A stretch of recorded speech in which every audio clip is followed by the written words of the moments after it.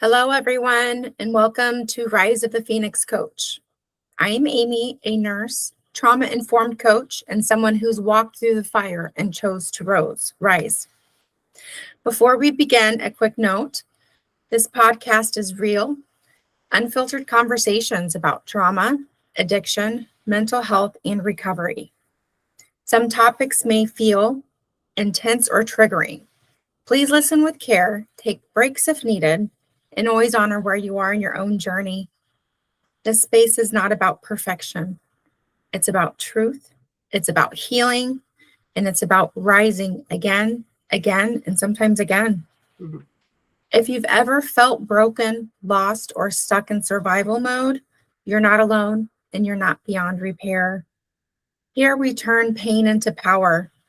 We rewrite old stories and we claim the parts of ourselves we were never meant to lose. This is Rise of the Phoenix Coach, so let's begin. And today's guest, I would like to introduce Donna Marston. Did I say that correctly, Donna? Yes, you did. Oh, good.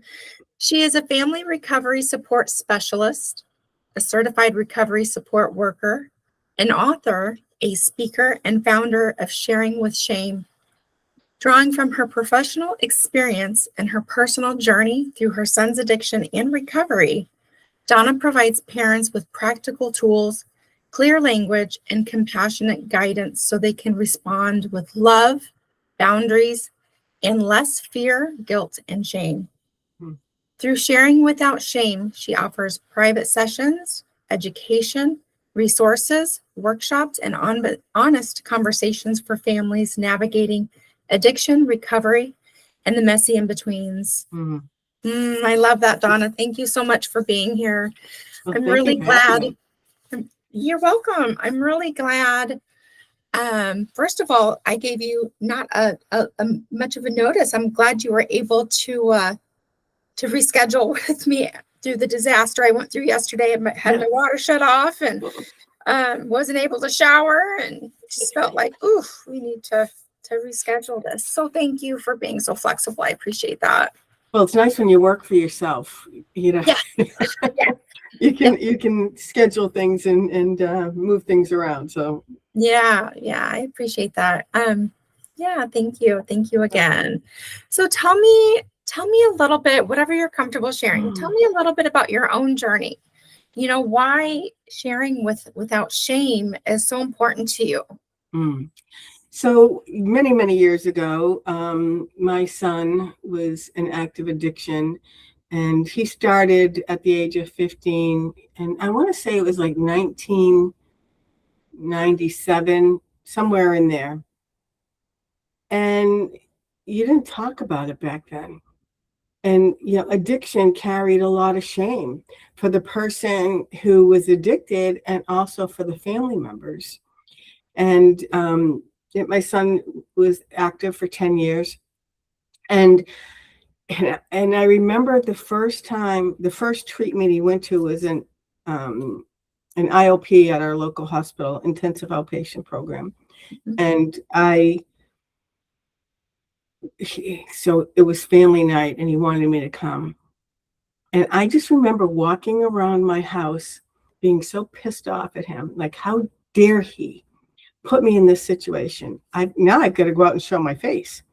You know, I've been in real estate for 25 years, and my husband was in the car business, and you know, people blackball you, you know, when they find out stuff like that. So I was really scared. So that night, I was just stewing, like, how dare he do this to me? You know, it took me a long time to realize I was also in victim mode. But so when I walked into that meeting and I saw people who could be my friend, my business associate, a family member, you know, because I had profiled that it's people who live on the other side of town, you know, under the bridge, you know, you have this craziness. And I was humbled that night. And it was time. It took time to realize how much shame that I carried. And a lot of it I figured out much later on. And the name came from, so I had been, once I started like reaching out for help and started to make a name for myself in New Hampshire. I was invited to go on this recovery mission up in Vermont, up on Knoll Farm, and we were camping. And I don't camp. I'm afraid of the woods. You know, I have fears, and I'm in a tent by myself with holes in it, and out in the woods. But anyway, every day we had to walk up this mountain, and it was all people in recovery. I was the only mom, so I wasn't received very well, and we all made an agreement that when we would come back to our state, that we'd all bring something. And my commitment was that I would start family support groups, because there was nothing for me when I was going through it. I love that. And so the name that I chose initially was the support group that I ran for over 12 years was called Family Sharing Without Shame. Because you know what? Nobody should have to feel shameful. It's no different than any other disease. It's a brain disorder. Mm-hmm. And, you know, there shouldn't be any shame wrapped around it. So this just all happened organically. This wasn't something I was looking to do or become a part of or have a voice, but I found my voice and my passion. And so in time, I rebranded. And so when COVID hit, I couldn't do my live meetings. So I ran 2 meetings a week at a treatment center. They had asked me to do it, and at our local hospital, and it all went away. So I decided to go nationally, and I rebranded and changed it to Sharing Without Shame, because no matter what we do, we put the shame on ourselves often. And it's learning how to take that little armor off, or that whatever you want to call it, off, and hang it up, because it doesn't serve us. Yeah. And so Sharing Without Shame is saying, hey, we can talk about whatever you want to talk about, and there's no shame here, because we're not going to judge you. We're just going to love you unconditionally. I love that. That's awesome. That is so awesome. And I want to thank you so much again. You know, it's when you struggle with addictions and things like I have, it doesn't just affect us. No. It affects the entire family. It affects anybody who loves us. Yep. And, you know, I understand that shame that is felt from, you know, the surviving family members. Because it's not just a me thing. It affects everybody. It's an us thing.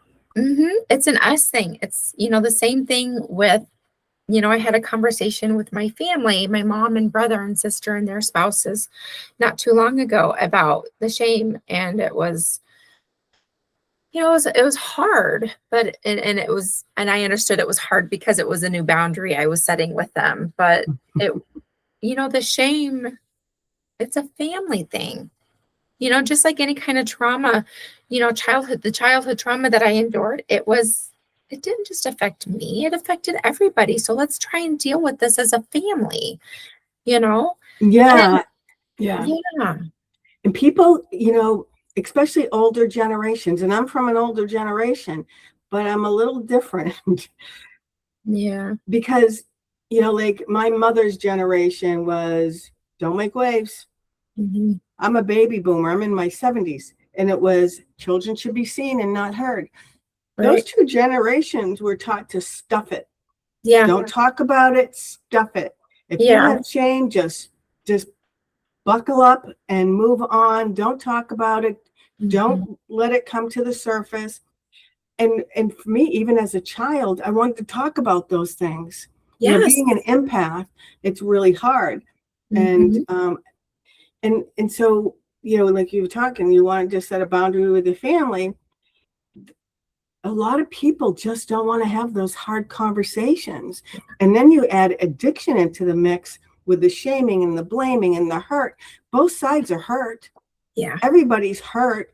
We're all carrying our own stuff. We all have our luggage that's packed, and we're just It's just getting heavier and heavier as we carry it. And so when people get into recovery, and I'm in recovery from doing unhealthy helping towards when my son was in active addiction. Yeah. I had to unpack that luggage I've been carrying for so long. And the other thing I noticed too, and I've been doing this a long time, but this came to me in the last few months, was that when my son, because I talk to parents about when your child does something, your teen or adult child does something, and it hits you in the stomach, it hits you in the heart, or it punches you in the throat, that's a sign there's a boundary that needs to be discussed. Absolutely. Absolutely. Right? I agree with that. Yeah. And people often, stuff it, and we don't have to do that anymore. And that's why, like sharing without shame, just say what you mean what you say, and say it without being so darn mean. Yeah, I agree. And, I'll never forget the saying I learned in AA when I was active in my 30s is secrets keep you sick. The more you stuff those feelings and don't have a healthy outlet for them, the more that sickness just grows, and that comes out in so many different ways. It comes out in depression, anxiety. Yeah, it festers. It festers, and it comes out, it will make the person who is addicted want to relapse, especially that shame. And it's a never ending cycle, it makes you want to relapse. Then you relapse, and then that develops into more shame, and then it feeds that negativity and makes you continue in the destructive behaviors, rather that's an addiction, rather it's gambling, rather it's having shopping, having unhealthy relationships, whatever that might look like for whoever. It's a hard cycle to break. It's really hard. And we mimic each other's behaviors. And I do this thing with the parents that I work with, is one of the first things I teach them is the cycle of addiction. And so when my son was irritable, restless, and discontent in his teens, I'm going, what is going on here? And then as his addiction starts to fester and starts to take over his body, mind, and soul, I'm getting sick to my stomach. And that's when the punches are coming. And then as his addiction keeps growing, I'm chasing him around this cycle, and then I'm shaming and blaming him, and I'm angry at him, because the natural consequences start happening, getting arrested, going to jail, going to treatment. For some people it's death. For my son, he got arrested, and that shame. And with my son, he has the same name as his father, and he went into unlocked vehicles, and his father was a manager for a very large car dealership with the same name. And it was like plastered all over our newspaper. There was shame there, because it's like, no, it's not my husband, it was my son. But and so, then I promise you, if you bail me out of jail, I'll go to treatment, I'll do whatever you want. And so then I become cautiously optimistic. He's in treatment. His beautiful eyes start sparkling again, and he's talking the talk. I'm not sure that he's walking the walk. As soon as he gets irritable, restless, and discontent, off he goes. And it's like a cat and mouse chase. I'm the cat, he's the mouse. And we're all getting sicker and sicker and sicker. And for most parents, family members, we end up with post-traumatic stress disorder. Very common. Oh, yeah, 100%. 100%. And I think there's a strong correlation between trauma and addiction as well, because there's something that has caused us to be irritable, restless, and discontented. There's something that has happened within our life that's not settled well with us. It's all about the why. It's about it's all about your why, because it's not about the drink or the drug. And it's all about our why. Why do we do what we do? Why do we provide unhealthy helping? And because you love them. It's love, but it's mixed with fear. Right. And sometimes this may not be received well, but sometimes it's our own self-centeredness. And I was on the governor's recovery task force for years. And this gentleman, I represented families for the state of New Hampshire. And this guy who was on there as well, he never had children. He was a person in recovery. And he said to me one day after the meeting, he goes, you know what's wrong with you parents? And I was like, oh, dear God. Oh, no. And, yeah. And he goes, you do what you do because it makes you feel better. And I left there so upset. I didn't talk to him for about a year. I just couldn't even look at him. I was so upset. But it took me a year to realize he was right. Yeah. We do what we do because, we're trying to rescue and save them because, and my thing was, I have to do everything possible because if he dies, how do I live with myself if I don't?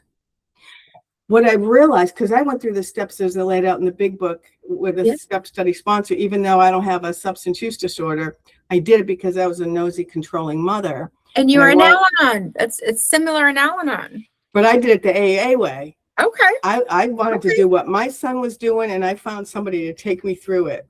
Cool. That's awesome. And I learned that he didn't have to live up to my expectations. I didn't like that, but, he didn't. And the other thing I started to make a point early, and I didn't finish it, was that when we get the punch in the stomach, the throat, or our heart, when all that it's our childhood trauma that's starting to show up, and it's reacting because we weren't validated, heard, or whatever the trauma was. And then we take that out on our kids or our loved ones as well. Mm-hmm. So it's like all these mixed messages that can show up at times. Yeah. And I had a wonderful childhood, but I had a mother who was tough on me and always said, oh, you're too sensitive. Let it go. And so I was taught to stuff my feelings. Which isn't healthy. Yeah. Which isn't healthy. And they weren't validated. And that little girl at 5 or 7 or 10 was who would show up often when I was fighting with my son. So that was the immature behaviors that I was showing because I didn't understand what was going on. Yeah. I hope all that makes sense. Oh, complete sense. And I remember when I was in treatment myself, learning about the internal family system. Yep. And basically what I learned to do is to comfort that little girl that didn't get the comfort that I needed, and to hug her. And say, you know what, it wasn't your fault. It's okay. And I love you. And yes, I love you and I'm here for you and I will never leave you. Yeah. That is so important. I think everybody has gone through something as, rather it's a mother who was tough, or rather it was the abuse I went through, or rather it was a bully in school, or rather it was, maybe an alcoholic dad, or there's so many different endless possibilities of what trauma can look like. It can look like a severe car accident. It can look like something you witnessed that really stuck with you. There's so many different things. And I think it's important that everybody be able to do that, to look at your childhood. That's one thing I'm big on, is getting to the root cause of things. Yeah. And sometimes we have to look in at ourselves and look at those ugly things that we don't want to. Like you said, how he had made you realize that what he said was true. And I'm sure that's what my mother is going through, because she doesn't, it's kind of like this conversation we had recently. I could see it in her face that she was like, why are we talking about this again?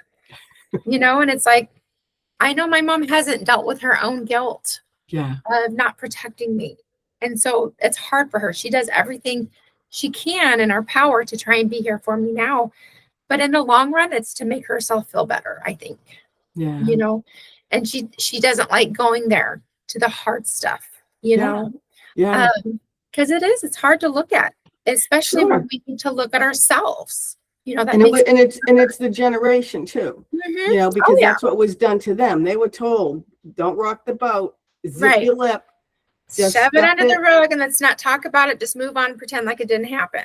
Yeah. And so again, you're carrying those secrets, and we both know we're as sick as our secrets. Yeah. And my secret was I had a son who was an IV heroin user. And, you just didn't talk about that in the 1990s and early 2000s. And, but now I'll wear a banner. I'll wear a sign that says, I have a son in recovery and I love him. Yeah. I've got a t-shirt, an alumni t-shirt from where I did treatment at that I wear and I rock it. Yeah. From time to time. Yeah. Yeah. There's no shame. As there shouldn't be, because it just means I went through some hard times. I went through some hard stuff, and you know what? I didn't cope as well as I could have. But you know what? Look at me now. Look at what I'm doing now. Don't judge me from the past. Everybody makes mistakes and nobody is perfect. I very strongly believe that nobody is perfect. Right. Well, we all have our stuff. Yeah. So we have to figure out. To point fingers, but people don't like to look inward. Well, when they're pointing their finger, how many fingers are pointing back at them? Right. And that's what I've always told the parents. You know what? You think getting into recovery so easy? What is your advice? I had this one mother.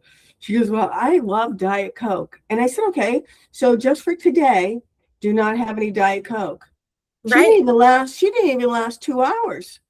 And I said, so you can't do that, but you expect your son not to do his drug of choice, which he's craving, just like you're craving your Diet Coke, but you're going to beat him up, but you can't do that. Don't be pointing the fingers, because there's 3 fingers pointing back at you. Get off the Diet Coke and start working on that and do what he's doing and see what he's going through. You'll have a better understanding, and it could probably enhance your relationship if you have that conversation. Yeah, I love that. That's a good way to look at it. Thank you. Something with the parents, I'm loving and kind, but I'm going to be honest and truthful. Like, let's look at what some of your vices are and let's work on that so that you can have a healthier relationship. Even if your child's unhealthy, let's figure out how you can have a healthy relationship when they're still out there, because it can happen. Yeah, I think it's important to try to be understanding and loving others and loving unconditional love, compassion, instead of just being too quick to point fingers and judge. Well, when I was going through this, like I said, in the 1990s and he found his recovery in 2008. I just lost my train of thought. You just didn't talk about it, and there weren't the resources, and there wasn't a lot available, and there was shame, and it was like kick them to the curb, throw them out. They're no good. They're less than. And what I believe, and again, this might be a little woohoo, but because I'm an energy healer also, and I found that through my recovery from unhealthy helping, is that we all have to just find this way, and that like landed in my lap, and it allowed me to turn things around, and that's how I started my healing process. And I think a lot of people, and again, this might sound crazy, would have a substance use disorder, or empaths or empathic. They're highly sensitive people. They're highly creative. The talent that I see at some of the talent shows, I used to put one on with a group of people, for people in recovery. Mind blowing. It's like, and so life is hard for them. So they put a Band-Aid on the pain, whether it's alcohol or drugs or whatever. But I truly believe it's because they're so sensitive and they don't know how not to be and how to get through it. And for many of us, I believe you as well, going to the energy healing or the spiritual side is where our connection comes through. Yes. I know. I think for a long time, recovery didn't take for me, because that piece is so important to it.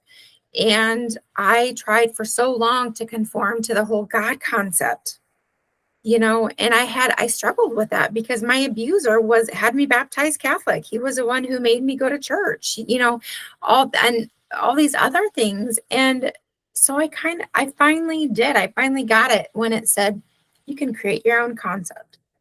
And, and I just started getting into more spirituality. I don't follow organized religion at all. I don't believe in it. And I'm very much spiritual. I believe in the energies. I believe in, I'm a very much an empath, very much a highly sensitive person. Mm-hmm. And so, I can pick up and feel other people's energies and feelings and stuff before they even open their mouth or even look at me sometimes. And so I have to kind of protect that a little bit and set energy boundaries, kind of, I call them.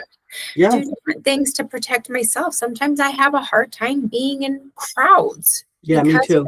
Because it'll be overwhelming, very overwhelming. Yeah.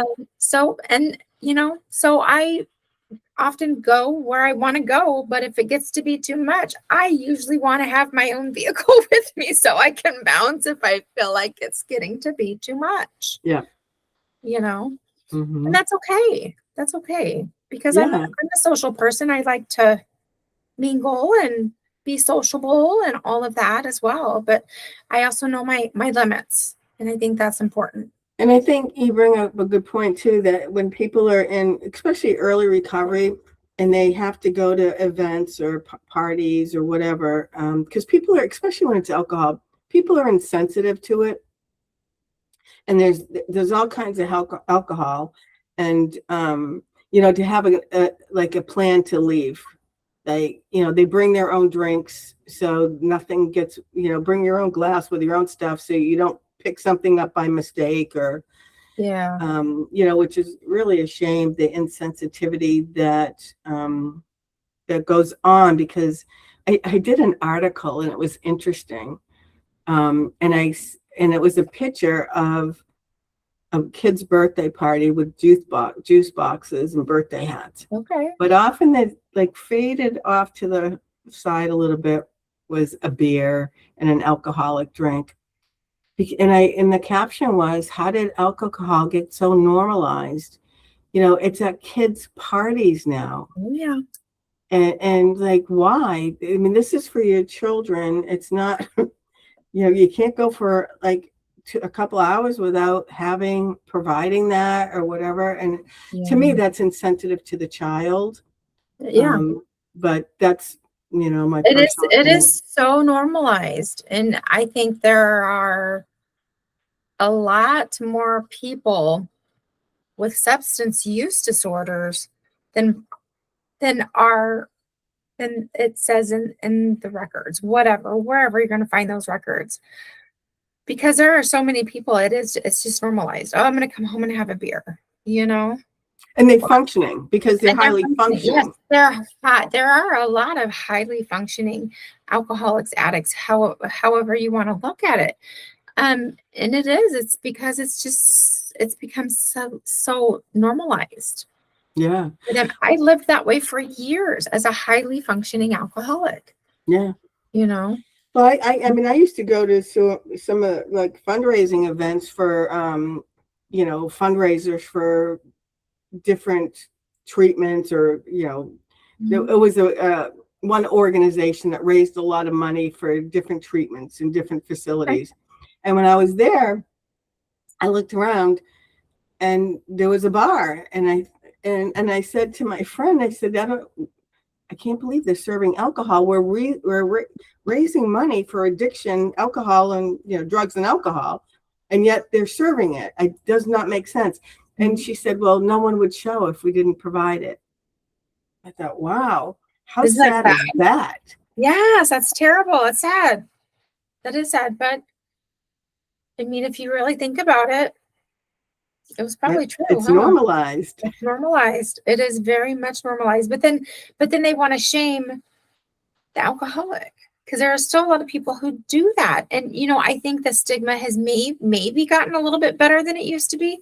But in all reality, I don't think it has a lot. Well, there's a lot of people doing sober January, and, and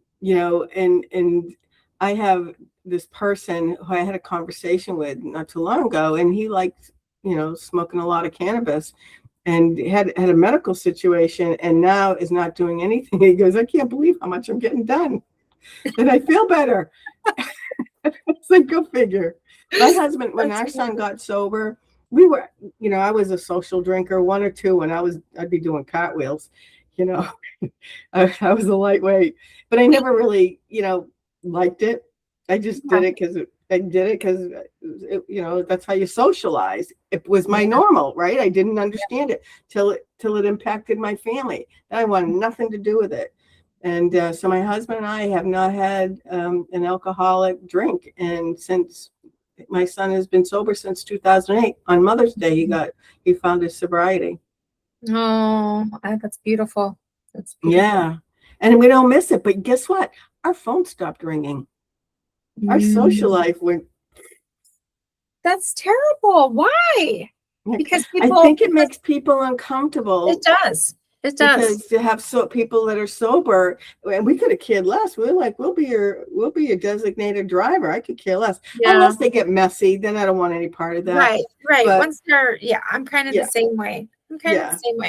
Yeah. Once you're drunk and it's obvious you're drunk, then you're messy. Then it's annoying. I'm good. It just becomes annoying. So now we're in bed early, and we just don't even really go out, and we live a very quiet life, and it's a very healthy life. Peaceful. Yeah, very peaceful. There's no drama, and all the stuff that goes with all of that. Oh, yes. I love that. Yes, I know. I like to say I just live a very simple life. I've downsized my things, my home. I've downsized in a lot of areas, and I am at more peace than I've ever been. Me too. Yeah. Mm-hmm. Yeah. And it's interesting because I think when the shift is happening, so I used to be like, why is I'm not hearing from people. But I remember praying for all the negative people to leave my life. I'm looking going, oh, they all left. But it took me like 6 months to realize you got what you asked for. Yeah.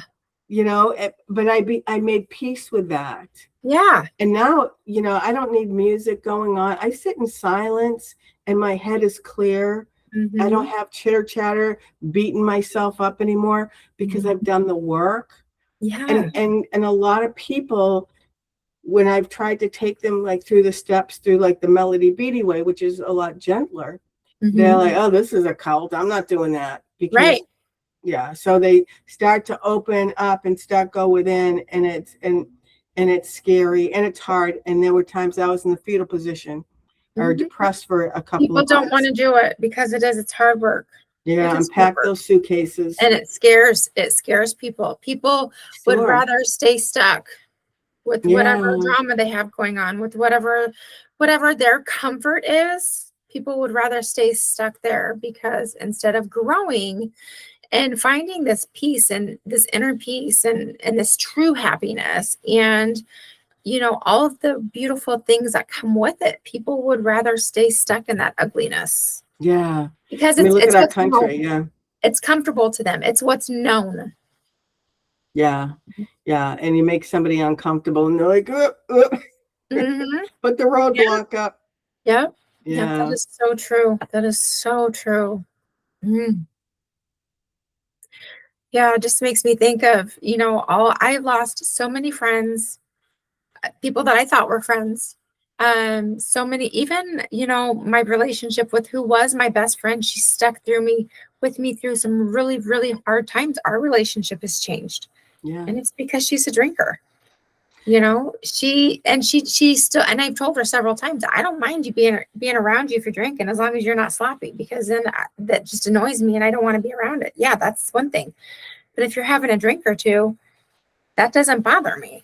To be around it doesn't bother me.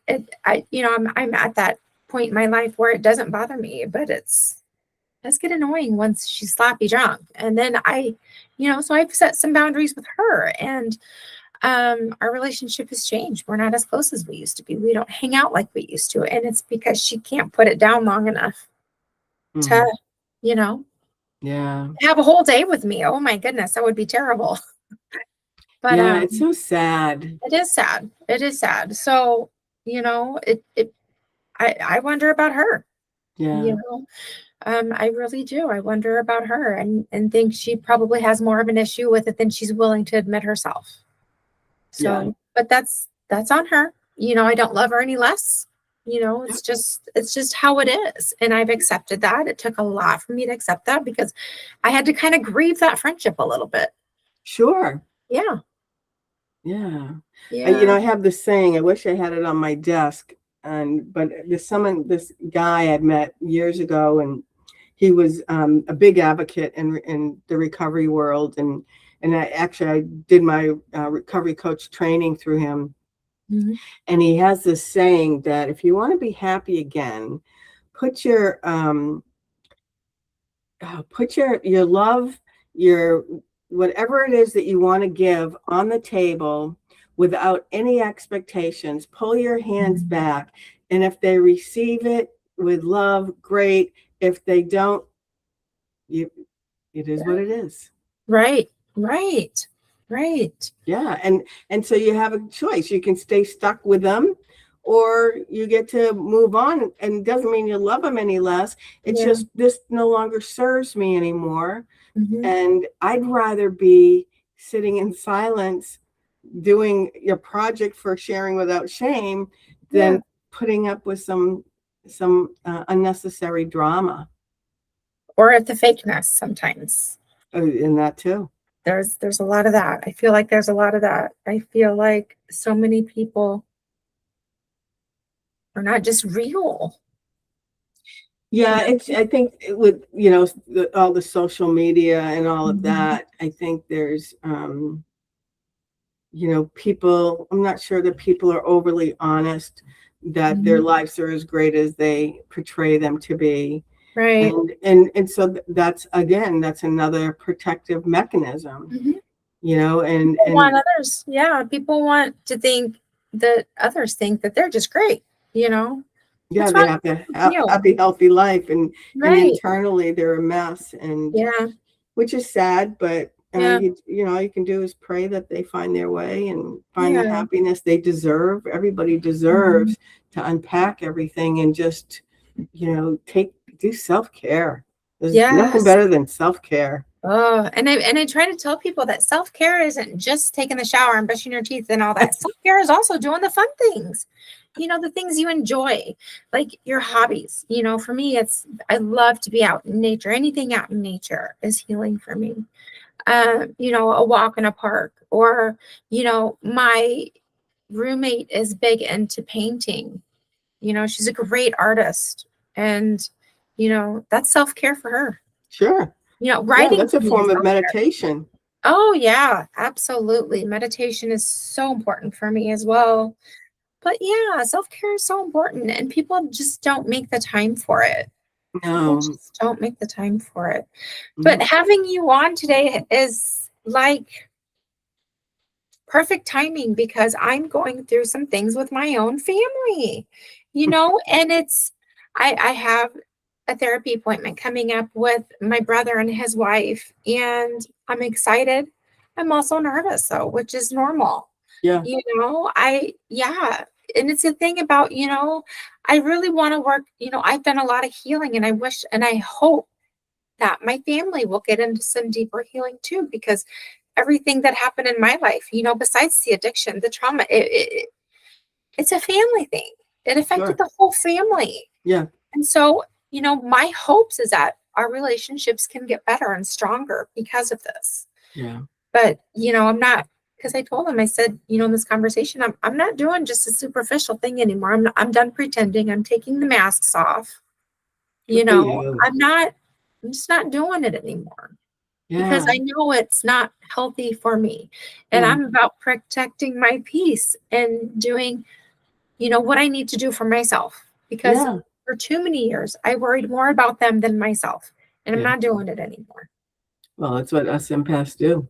Yeah. Yeah. That's how we live Yeah. forever. Yeah. And I didn't realize it.